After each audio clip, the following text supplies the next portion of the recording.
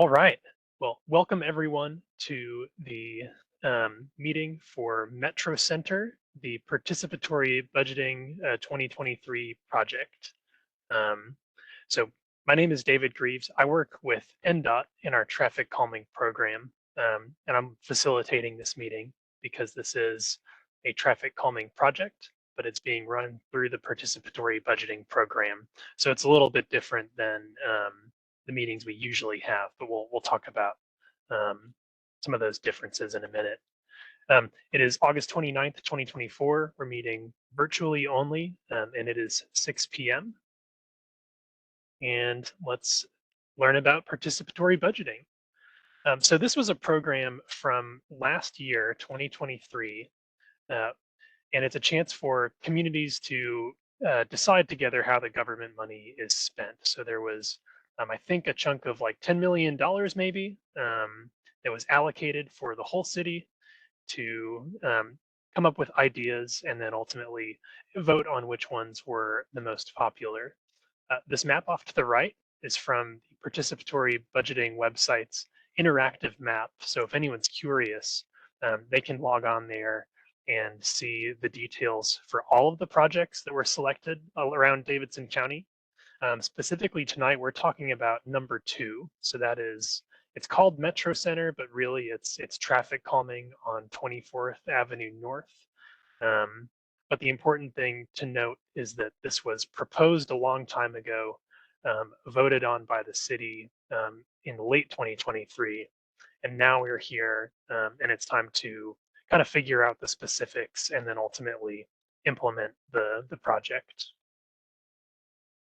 Um, to recap a little bit, this is a timeline. This was also pulled from the participatory budgeting website.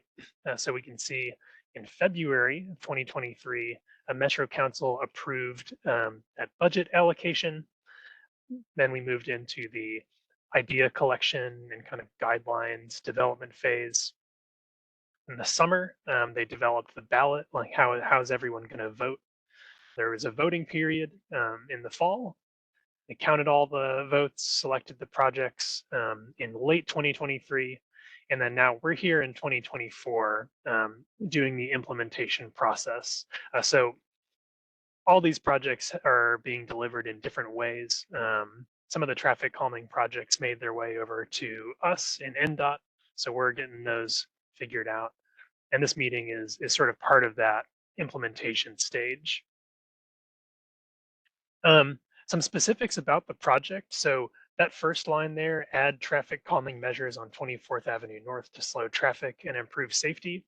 That is the project description. So you'll see that online if you were to click on project number 2. We pulled an existing traffic calming application to confirm, what part of 24th Avenue is being talked about here, and that's the one between Clarksville Pike and Rosa L. Parks Boulevard. Like most traffic calming projects, we're planning on spending around $50,000 on this, kind of between the engineering and the devices and the construction and all that. And then the street width is 22 feet wide, and we'll sort of talk about why that might be important in a little bit. But it's a relatively narrow street, as you all may know if you live on 24th Avenue North. This is a map. So this is a screenshot from our traffic calming tracker. So different program, but same product. But we can see this light green line here on 24th Avenue North is the project extents that we're going to talk about tonight. So Clarksville Pike is down on the south end, and then it's sort of those 2 sections, one up to McKinney Avenue. It does a little kind of dogleg turn there, and then continues down the hill to Rosa L. Parks Boulevard. The surrounding colors you see here are all different traffic calming projects at various stages. So blue dotted lines have been implemented. Green, I think, is being constructed or in the construction queue maybe. And then these thinner purple lines are streets that have applied to have traffic calming installed. that haven't been selected yet. We're still working our way through the list.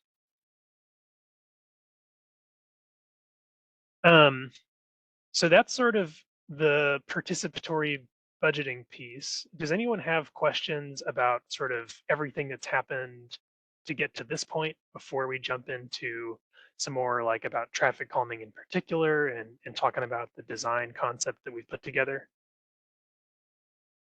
I have a quick question. Sure. I've been on the street since 2019. Mhm. But since then, we probably applied for traffic calming, I think, at least twice. Mhm. Once maybe during the pandemic, so I'm gonna give a pass there. So 2020, 2021, but again in 2022. So I guess my question is, I mean, look, we're there, we're talking about it, so I think that's a good sign. But is this being reviewed based on one of our applications, or were our applications never processed or considered? If not, I think that that warrants a bigger question, right? Because Oh we've yeah. submitted twice in the past, at least twice in the past 4 years. Yeah, understood. So the neighborhood street traffic calming program has a lot of streets that have applied. Right now, there are over 500 in the kind of like queue of streets that get evaluated. So those that have applied but not yet been selected. And every 6 months or so, we select 25 to do 25 projects over the course of like 6 months. Um, so for that reason, it's not uncommon for streets to apply and kind of sit in that queue for a while. We have kind of a data-driven prioritization process. So if you're a street that isn't seeing, a ton of speeding or a lot of volume or significant crash history, um, those are often not ones that rise to that very top 25. Um, so I will say 24th Avenue, we do have that traffic calming application on file, but it hasn't yet been selected through the neighborhood street traffic calming program. The good news is it was selected for participatory budgeting, so we are definitely doing a project on this street. Does that answer your question? I know I rambled for a little bit, but And Mr. Greaves, if I could add something, this is Councilwoman Toombs. oh, please. Yeah, so like you explained, there are so many streets that apply for the traffic calming, and NDOT has their criteria that they use to rank those streets. They go out and they study every single street, and they rank those, and the funding that they have allows them to pick 25 twice a year. If the city has surplus funds, that has allowed them to pick additional streets, but they're still going according to that ranking. With the participatory budgeting, that was some funds that myself and Councilman Taylor advocated for North Nashville and Bordeaux to have that $2 million set aside. And so that allowed neighbors to kind of skip our normal processes and have a special process just for those areas and a pot of money just for those areas in order to get some things addressed that the residents voted on to have addressed. So you kind of, I won't say skip the line, but a special process was created to do some investment in the North Nashville and Bordeaux area rather than having to be one of 500 plus applications. Yeah, thank That's you a good for adding perspective. that. Mhm. Any other questions? Okay.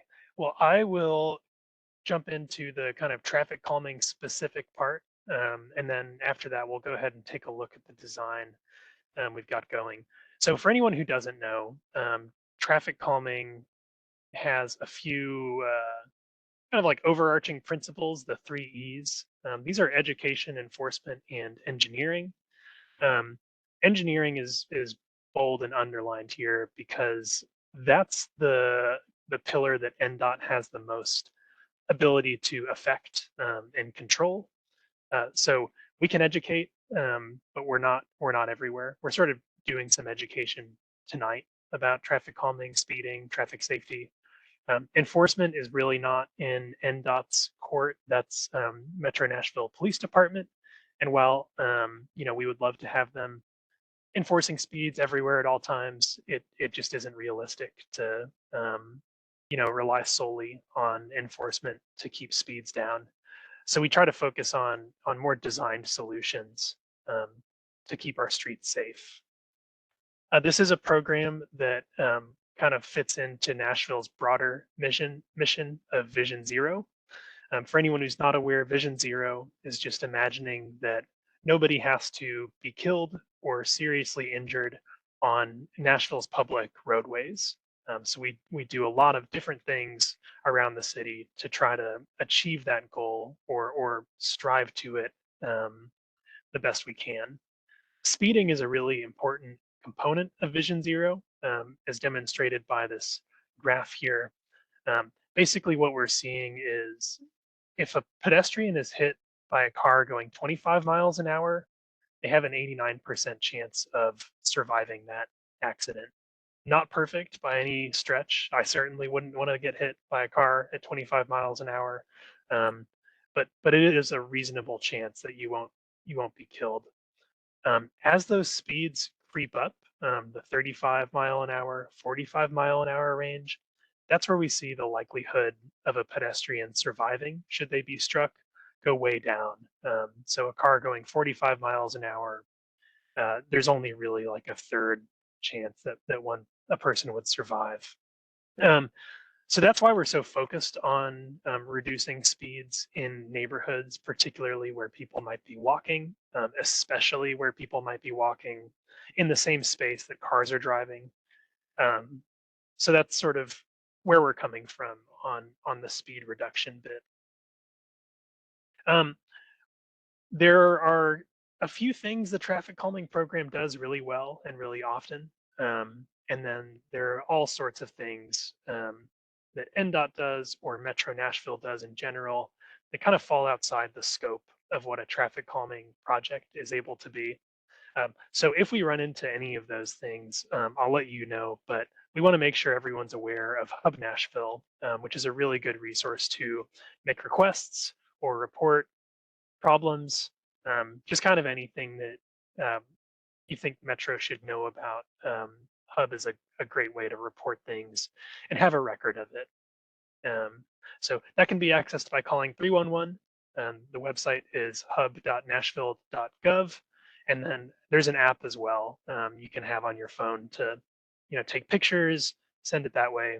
That's kind of my preferred method, but any of them will work perfectly well. So we're going to talk a little bit about the tools in our toolkit. Some I think will work pretty well for 24th. Some aren't quite as good of a fit just because of some of the constraints we have on the street. So we'll look at that. But in the traffic calming program, the primary tool we use to reduce speeds on the street are speed cushions. So these are physical devices that are bolted down onto the road, and they act kind of like speed bumps, but they're stretched way out. The thought being that with a target speed of 20-25 miles an hour, they need to be really long. So speed bumps like you'd see in a parking lot, those are really short because those target speeds are like 5 to 10 miles an hour. These are devices more to just get folks down to at or around the speed limit. They're 3 inches high, 6 feet wide, and they come in a few different lengths, 7 feet, 10.5, 14, just depending on the situation and sort of what kind of driving we're looking for. That 6-foot width is important because the thought is it is narrow enough that emergency vehicles with really wide wheelbases won't be affected quite as much as like a smaller vehicle, such as a car or like a light truck, that would have to hit this with one side or the other of their wheels. So I mentioned that those are the kind of primary tools that NDOT uses. And that's because we've had a really good experience with them as we've rolled the speed cushions out around the county.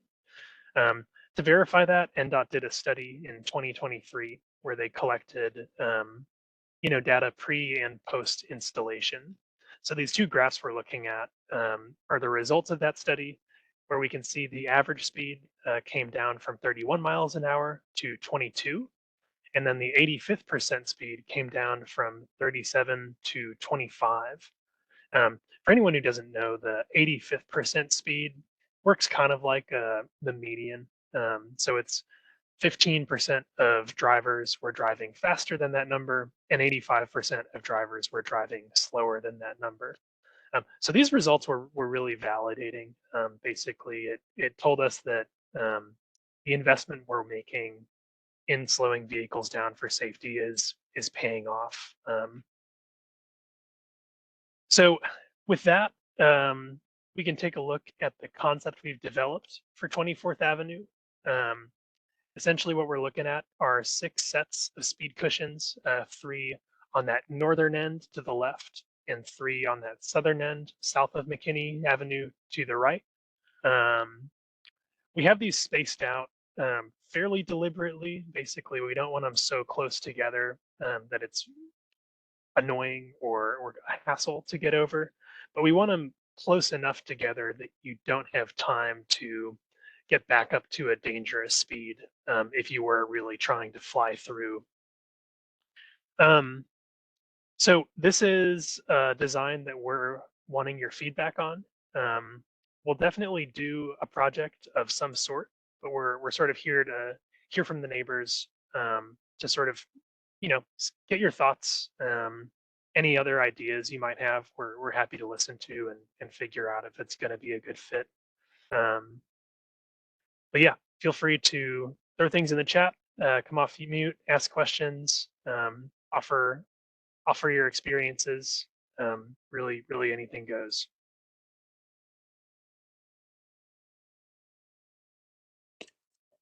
Yeah, I'm on the west side of 24th Avenue North. I guess my first, statement is fully on board. Question is, can we put these in yesterday? We can't put them in yesterday. I like where your head's at. And the construction schedule is a little bit murky for me. I don't exactly know how NDOT is going to mix this project in to their normal construction queue. Typically, when a traffic calming project is approved, it'll be a little while before it actually makes its way to the top of the line with the materials ordered and stuff. So I would expect at a minimum a few months, potentially up to 8 months or so. But they're working pretty hard to make sure that they speed things up as much as they can. But we've been fortunate to do a lot of these designs for a lot of neighbors, but there's a lot of construction to be done. Yep. That's helpful. Thank you. Sure. I've got a question from someone that, is there any opportunity to expand the width of the road or have more designated street parking areas? So that kind of project is deceptively expensive, especially on a street like this where the sides of the road are being asked to handle some of the stormwater flows that are happening on 24th.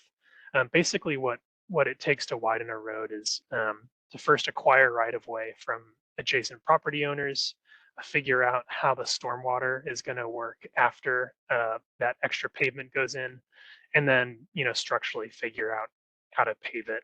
So that is pretty well beyond that $50,000 budget that we have to work with. So that sort of ask would have to be more on the capital project side of things. And then a second question, expand the sidewalks all the way down to 24th. Again, that's an excellent idea. I would love for the street to have sidewalks. It is, for similar reasons, kind of outside what we're able to do with this project. I definitely appreciate the need for them, And hopefully, if we're able to slow cars down to a manageable speed, walking up and down 24th won't be quite as unpleasant as it may be today. But yeah, unfortunately, we're not able to do a sidewalk with this opportunity.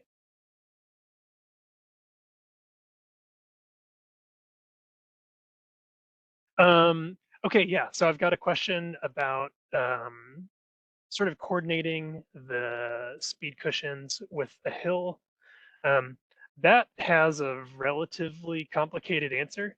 So basically, cushions as devices have a range of grades that they're allowed to be on. So anything from flat at 0% to sort of a mild slope at 6-7% is the range that we're able to install these and maintain their warranty from the manufacturer, and then also just maintain a degree of safety. Like you don't, from a safety perspective, don't want to place these on spots that may surprise people.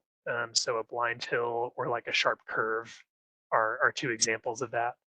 So what we've done here is we know there's kind of that hill and turn um, between the first set of speed cushions and the second. And what we're hoping will happen is by going over this one before you start the hill, you'll sort of be slowed down and approach it in a safe way. And then the same coming from the other direction. It's sort of easy if you're driving unimpeded to pick up some speed and then be surprised by like a tight turn like that. But if we're encouraging folks to drive at that 20-25 mile an hour range, that makes us a lot less worried about things like that, kind of the blind spots. Does that make sense to whoever asked the question?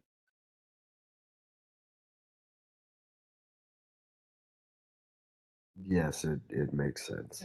Yep, got it. Anything else? So with that same C3, that third cushion, my Mhm. other thought was that at that corner um to the right, there is there's a street that crosses, but people come flying down that. And like I Mhm. walk my dog down there every day, and I'd have to be extra careful because cars coming from that back area will come flying down there and not necessarily stop. Oh, I see. We're talking about Dolan, is that right? Kind of Yes. where my mouse is, if you can see Yeah, it. that's exactly Got right. it. That's interesting. I'm sorry to hear that you're experiencing that. Definitely no fun. Um, I will have to confirm sort of what we're able to do. For the most part, we don't expand projects once we've kind of put together that budget and the limits that we're treating. Um, but I may take a look at that and see if it's possible to address it some way. Um, we can also take a look at how large this intersection is. If it is larger than it needs to be, what we sometimes do are like paint and delineate some areas to sort of shrink the intersection. Um, and that makes it a little hard to make fast turns through it if folks aren't stopping and are like continuing left or right as they move through the neighborhood. So that's something we can consider as well if we take a closer look and think that would be a good use of our devices.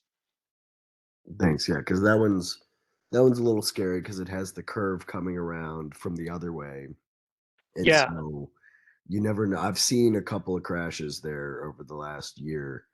Hmm. Um, and there's no sidewalks over there either. Just to kind of point toward Connor's question, there's no sidewalks there, so those of us who are walking our pets or just walking to get some fresh air, what have you, that's a risky proposition there. So Yeah. thank you for And looking. and sure. And do I understand correctly that for someone like driving, are we going west on McKinney, and then if they were to turn to go north on 24th Avenue, there's not a stop sign for that movement, right? Correct. Okay. Yeah. So that's definitely something we'll take a closer look at and see what we might do about this area in particular, because it is kind of complicated, and we've heard that you know multiple people are experiencing some danger there.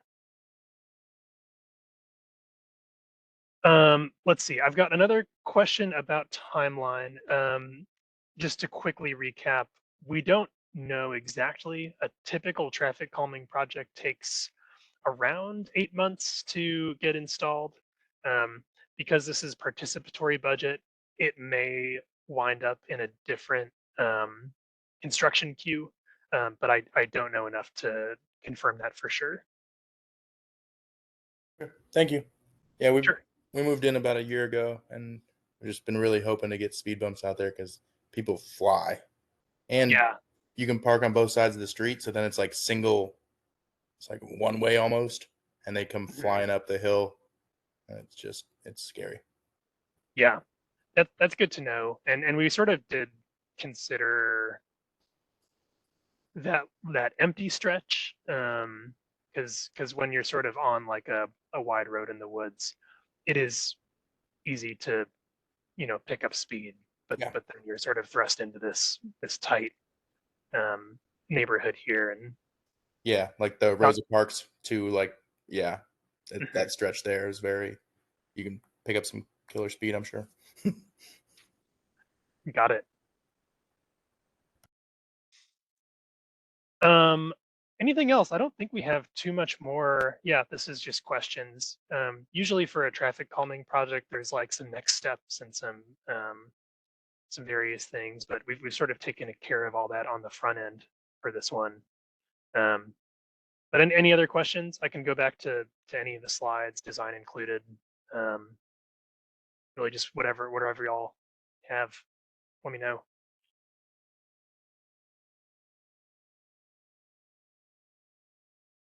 I mean, I think this was really informative. I,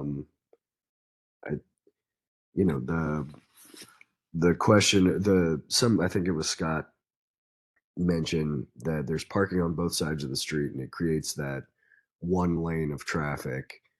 Mhm. And I know Connor was asking about additional street parking, and that's what would be our avenue, not necessarily in this participatory budgeting situation, but what would be our avenue to maybe expand um, the street in a way that we wouldn't have just one lane of traffic, but we also don't lose the parking that we need. That's a really good question. To my limited knowledge, I don't know if NDOT has taken on projects that are like expanding a street just for parallel parking's sake.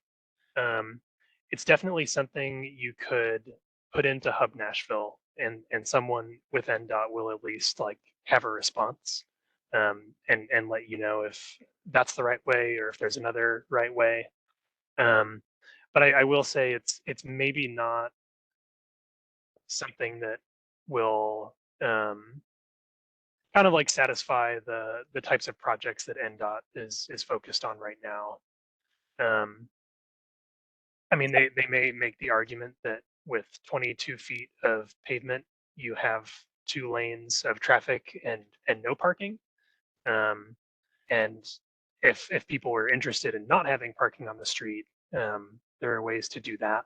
But it sounds like that's really not what y'all are looking for. It's more pavement. Is that right? This is Councilwoman Toombs again.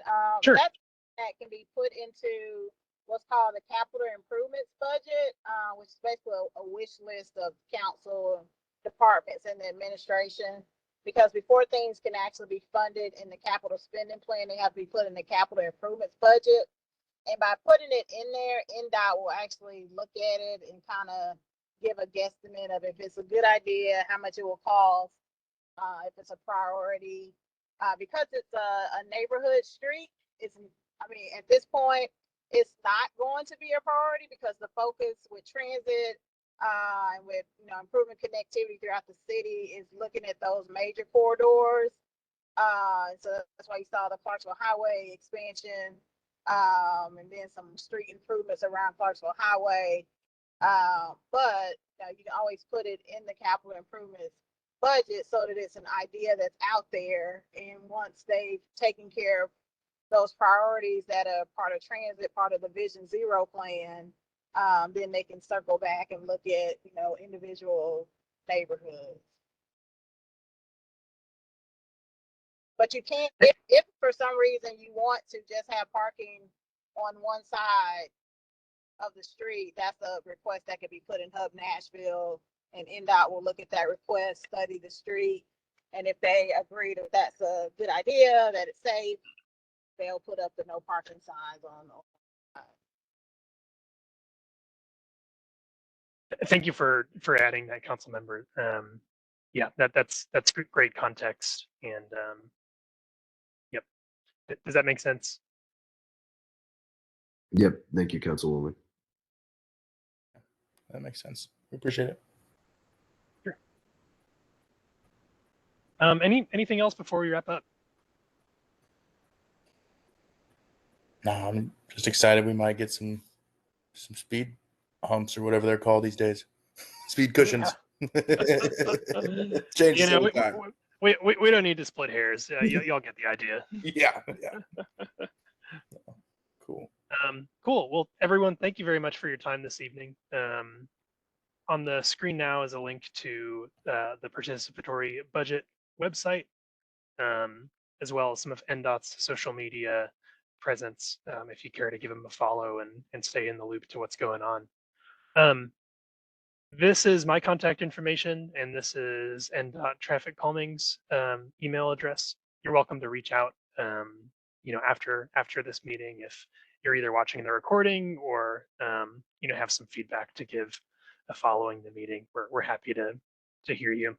But yeah, everyone have a great night, and thank you very much. Thank you. Thanks.